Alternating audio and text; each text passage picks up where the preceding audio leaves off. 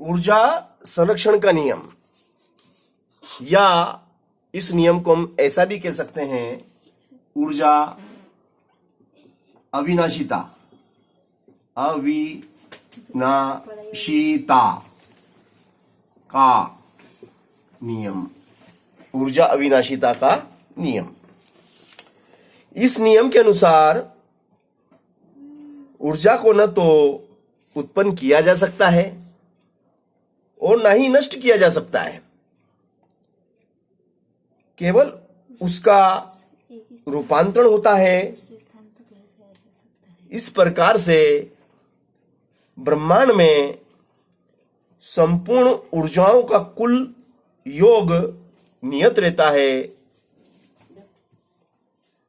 यही ऊर्जा संरक्षण या ऊर्जा अविनाशिता का नियम कहलाता है। संपूर्ण ब्रह्मांड की ऊर्जा नियत होती है। ऊर्जा को ना उत्पन्न किया जा सकता है, ना ही नष्ट किया जा सकता है, केवल और केवल ऊर्जा का रूप परिवर्तित होता है। संपूर्ण ब्रह्मांड की ऊर्जा नियत होती है।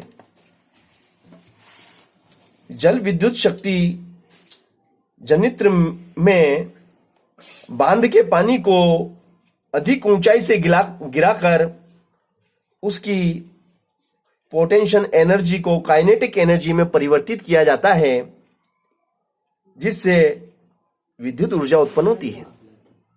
अब आप देखिएगा, स्थितिज ऊर्जा को गतिज ऊर्जा में बदलकर विद्युत ऊर्जा उत्पन्न की जाती है। इस प्रकार से ऊर्जा का रूपांतरण हो रहा है।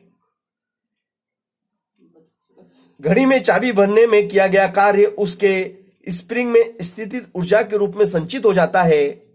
यही स्थितिज ऊर्जा घड़ी की सुइयों को गतिज ऊर्जा में परिवर्तित कर देती है। सेलों में रासायनिक ऊर्जा का विद्युत ऊर्जा में, प्रकाश विद्युत सेल में प्रकाश का विद्युत ऊर्जा में, और विद्युत हीटर तथा विद्युत भट्टी में विद्युत ऊर्जा का उष्मीय ऊर्जा में, विद्युत मोटर या पंखे में विद्युत ऊर्जा का यांत्रिक ऊर्जा में, लाउड स्पीकर में विद्युत ऊर्जा का ध्वनि ऊर्जा में, और डायनेमो में यांत्रिक ऊर्जा का विद्युत ऊर्जा में रूपांतरण होता है। यहां पे मैंने आपको पर्याप्त एग्जाम्पल उदाहरण के द्वारा समझाने का प्रयास किया है कि किस प्रकार से सेलों में रासायनिक ऊर्जा विद्युत ऊर्जा में बदलती है,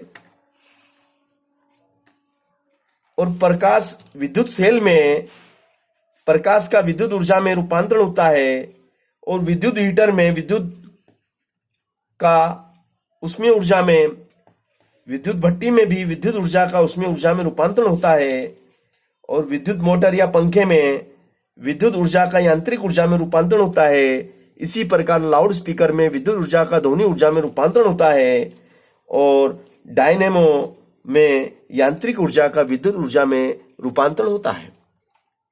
तो यहां पर इन उदाहरणों के माध्यम से समझाने का यह प्रयास किया गया है कि ऊर्जा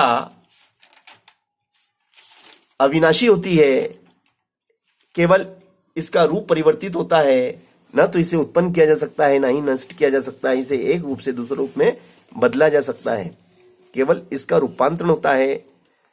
यही ऊर्जा अविनाशिता का नियम कहलाता है।